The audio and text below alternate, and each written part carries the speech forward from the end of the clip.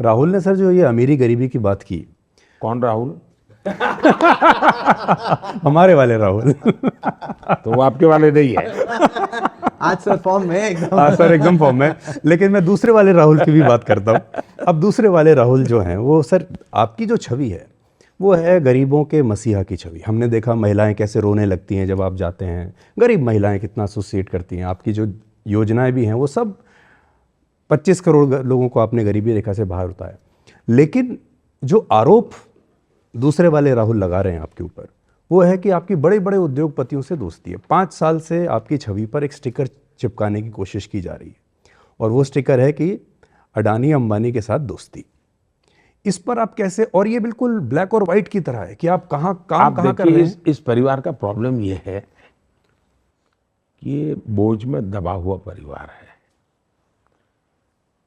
नेहरू जी को गालियां पड़ती थी, बिरला टाटा की सरकार, बिरला टाटा की सरकार। पार्लियामेंट में देख लेंगे तो टाटा बिरला सरकार, टाटा बिरला सरकार, ये नेहरू जी लगातार सुनते आए थे। अब इस परिवार के प्रॉब्लम ये है कि जो गाली मेरे नाना को पड़ी वो मोदी को पड़नी चाहिए। तो वो सब चीज़, वो राफेल क्यों लाए? मुद्दा राफेल नहीं था, उनको लगता था राफेल करूँगा तो बोफोर्स का पाप धोएगा, तो इसलिए वो लाए। साइकोलॉजिकल प्रॉब्लम है। इस चुनाव में वो इतना जोर, इतनी मेहनत पहले कभी नहीं की, क्यों कर रहे हैं?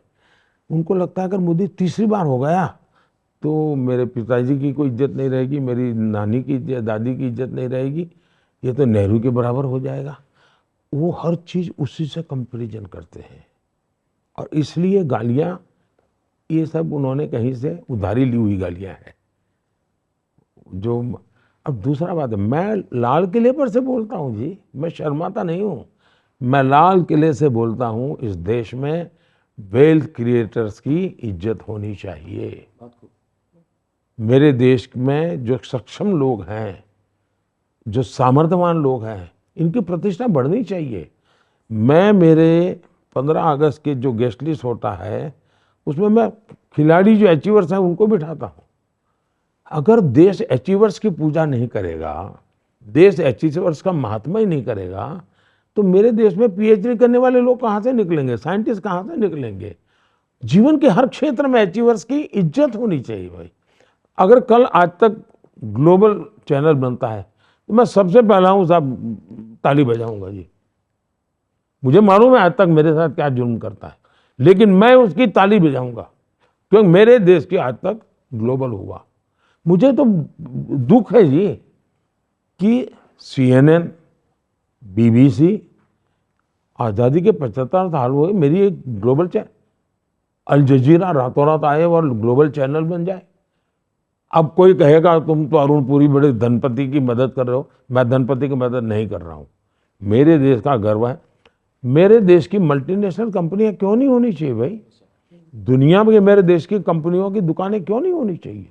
दुनिया के लोग नौकर रोजगार के लिए मेरे देश के, शर्माते क्या हो भाई? हाँ, बेईमानी की है तो फांसी पर लटका दो, गलत तरीके से दिया है तो फांसी पर लटका दो, लेकिन मैं मेरे देश में वेल्थ क्रिएटर की इज्जत करूंगा।